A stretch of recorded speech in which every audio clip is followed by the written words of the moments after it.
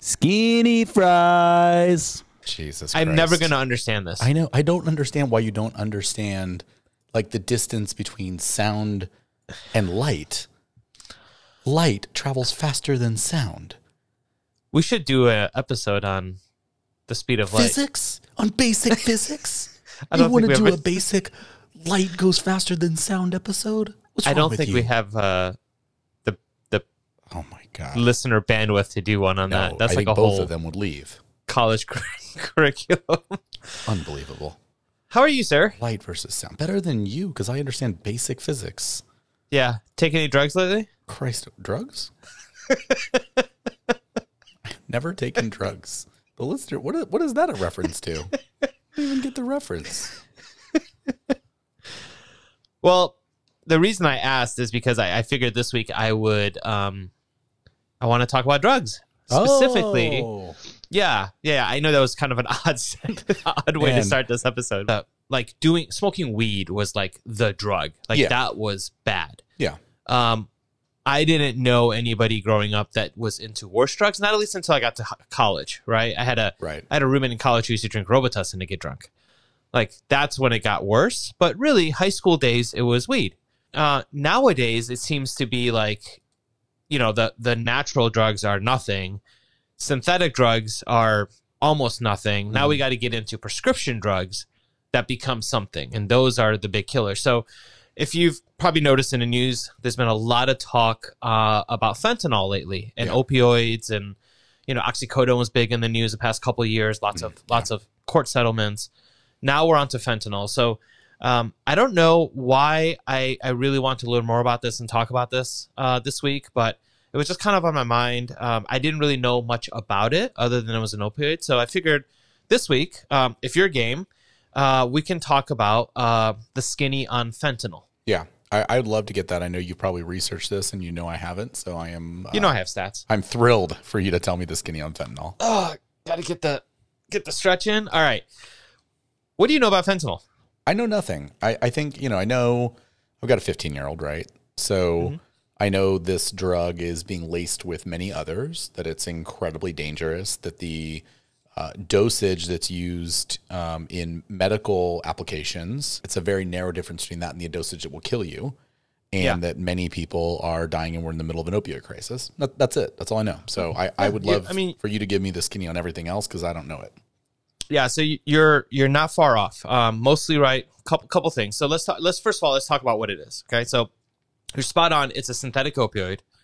It is very similar to morphine. So I think we all know what morphine is. It's a pain drug. However, fentanyl is 50 to 100 times stronger. Wow. So like, yeah, I remember. Okay, so flashback story real quick. When I was in college, there was a time when I got a really bad muscle spasm. Like, I couldn't move bad. And my girlfriend at the time in college actually took me to the ER. I had to go in a wheelchair. Like, it was that bad I couldn't move. And the doctors gave me a drug called Dilaudid. Oh, yeah, I've heard of that. Yeah, so they explained it to me like it's kind of like a synthetic heroin. It's an opioid, right? And I got 0.5 milligrams, I think is what it was. Okay. And that was enough to make me feel like I was literally flying. Like tingles from head to toe, just felt like I was on clouds, okay? So that Dilaudid is a little bit stronger than morphine. Fentanyl is 50 to 100 times stronger than morphine. And just like morphine, just like Dilaudid, it is used to treat pain when medically issued, especially after people have surgery. Now, there's some, like, I guess, legal names for it. I don't know if legal is the right term. Actic, Duragesic, Sublimase. These are all kind of like the accurate names for it, not the street names. And it is categorized as a Schedule II drug. Okay. So really powerful. Now here's where it takes a turn for the bad. Okay, so these, I got to throw some stats in there. Well, first of all, when it's given as a prescription, it can be given one of three ways. It's either given as a shot, as a patch, or as a lozenge.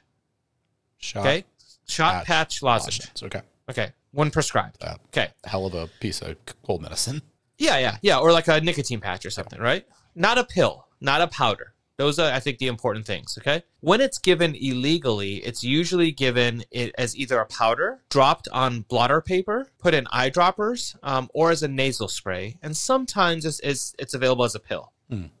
Okay, so again, when you think about powder, drops, those are fast-acting, instantly into your bloodstream kind of dosing methods. Pills take a little bit longer. And it's also sometimes mixed with other drugs, and this is where it gets really dangerous. Pretty often, fentanyl can be mixed with cocaine, with heroin, with meth, and with MDMA. And the reason that a lot of people mix them with those drugs is because fentanyl is pretty cheap to make, and the other ones are not. And so if you are a drug dealer and you're selling some coke or some heroin, you can lace it with fentanyl and essentially get more dosage, make more money, right? Here's where fentanyl gets really, really scary. So a 2 milligram dose of fentanyl is enough to kill an adult. And it'll kill an adult usually within 2 minutes. Like, that is fucking terrifying. Yeah, completely. And roughly 42% of pills that have been confiscated and tested for fentanyl had at least 2 milligrams of fentanyl per pill. Right? To put that in a larger scale, a kilogram of fentanyl is enough to kill 500,000 people. Right? So this kind of, pertains to when you think about, importing or smuggling fentanyl into the country, bringing in bricks or whatnot. Like, that's a lot of lives right there. I do want to quickly say, the majority of fentanyl that comes in this country does not come from illegal immigrants in this country. Sure. It is actually legally brought in through ports, Yep. Which makes it even scarier, right? So I don't want to go down this immigrant path. Like, facts are facts. We don't want to talk about that. We're talking more about what the drug is. Really, really powerful. Takes a really small dosage to kill someone, and used pretty often when it's mixed with other drugs. I don't have a lot of stats on fentanyl-specific deaths because a lot of what I was looking at and found was dealt with just opioids as a general category. Yeah. But there's a couple things I found. So last year in California, in the state of California, 1 out of every 5 people between the ages of 15 and 24 that died of fentanyl overdose. Wow. We're talking about kids. Like, we are not talking about adults even. 15 to 24 are your high school, college days. Yeah.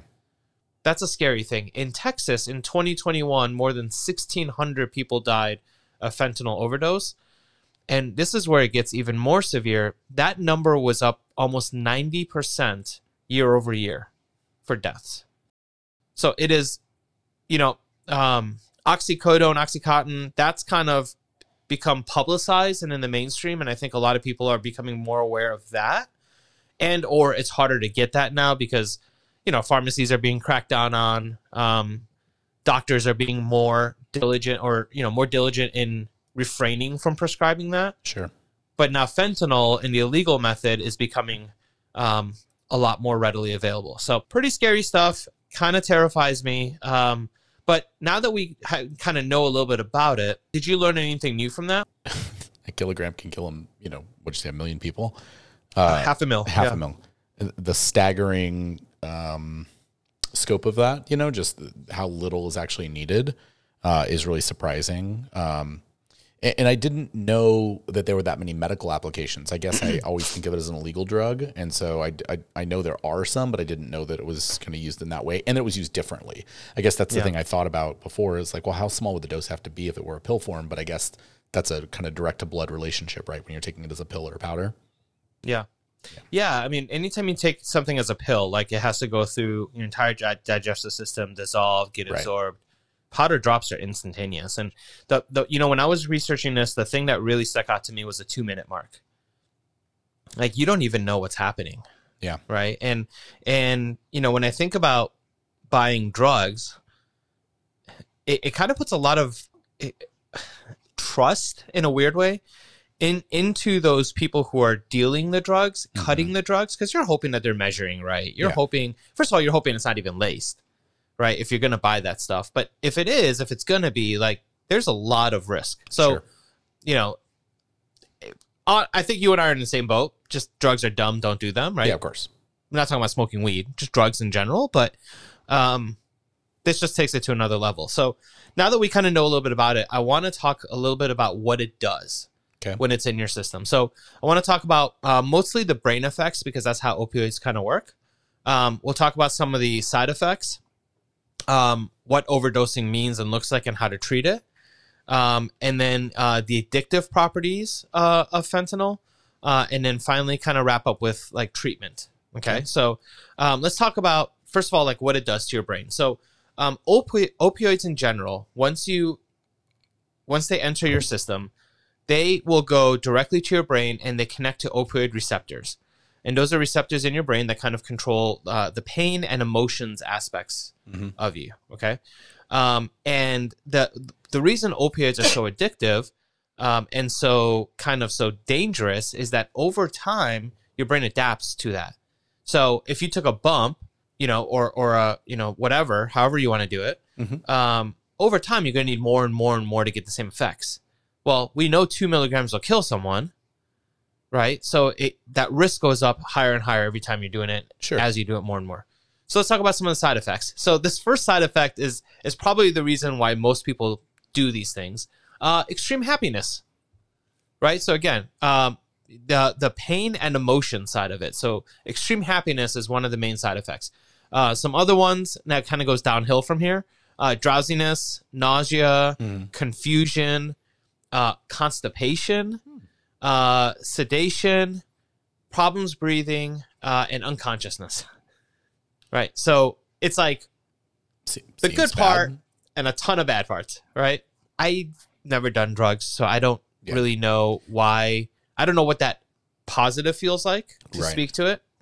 But looking at something like this, it's like a 1 in 9 chance, right? Like 1 positive for 9 negatives, including death 10. Probably not worth it, in my opinion. Right. Agreed. And so as you start to do more and more, the risk of overdose becomes higher and higher. And when you do overdose, it's actually something known as hypoxia. And hypoxia is basically when there's a decrease in oxygen to the brain, right? And so there's some treatments for it. As you know, like Narcan has been in the news a lot lately. The FDA has now approved it for over-the-counter sales. Okay. So Narcan is a very popular way of treating any sort of overdose. And the thing that's different with fentanyl is that, well, first of all, it has to be administered almost immediately.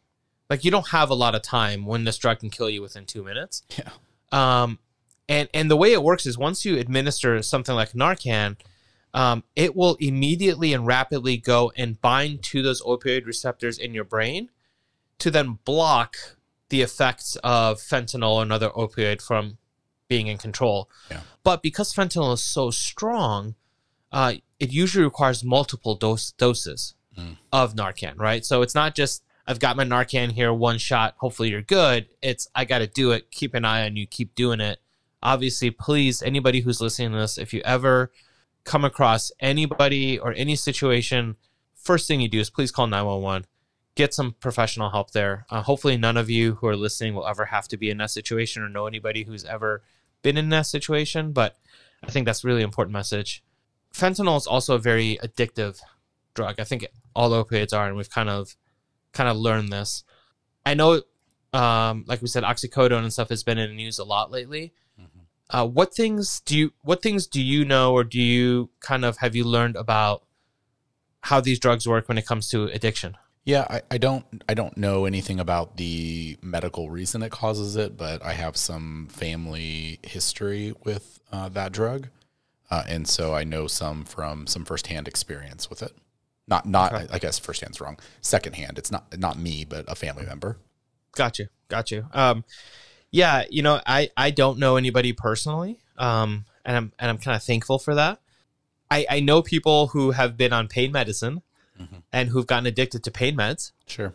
And they got prescribed those, from a doctor legally.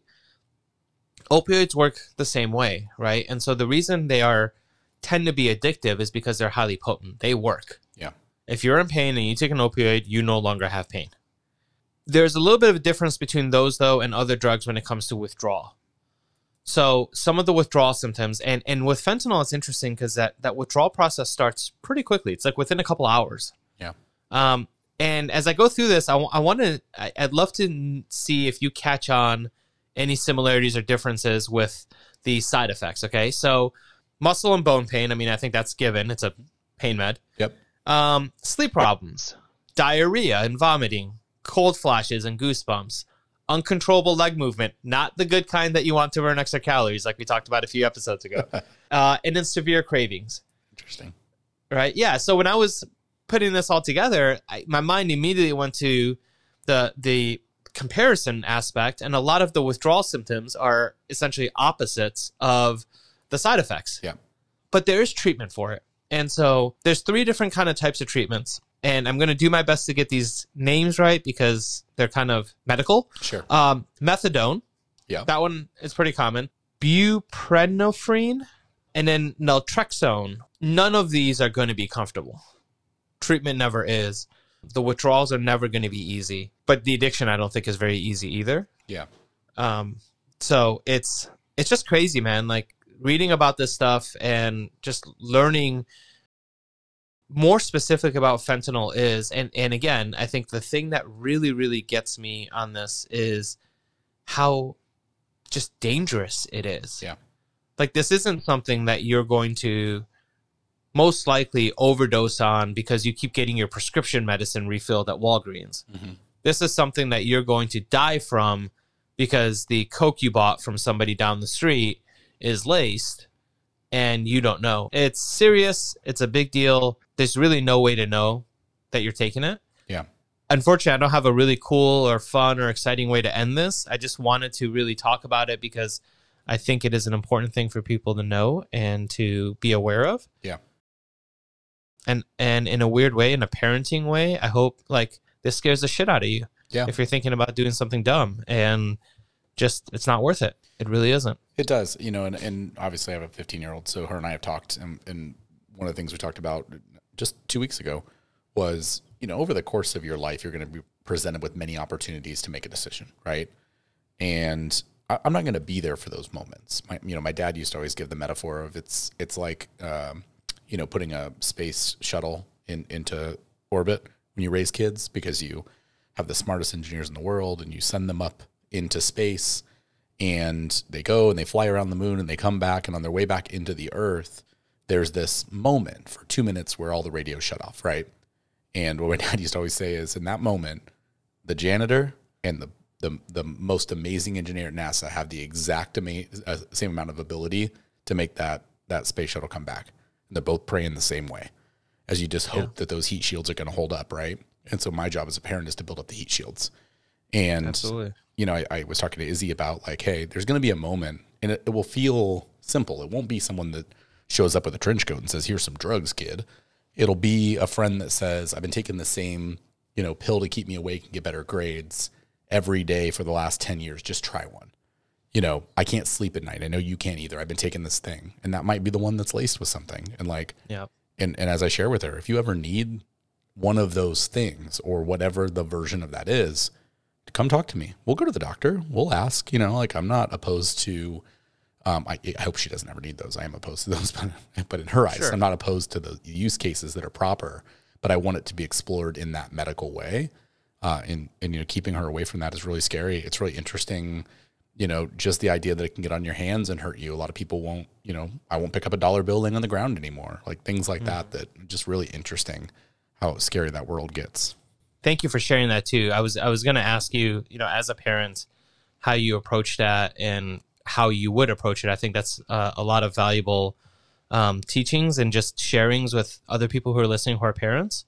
We just love to learn and share and kind of support and be supported and just provide a space for everyone. But it is, thank you for sharing that. The way you've gone through it with Izzy, of just having that open, honest dialogue with one another and keeping that bridge open. It's not a judgment thing. It's not you're a trouble thing. It's a like, I'm here for you. Yeah. Let me know if you need help, but let me know. Don't go to somebody you don't know. Yeah, of course. For help. It's what you have to do. That's the skinny on fentanyl. Thanks, man. Yeah. Thank you.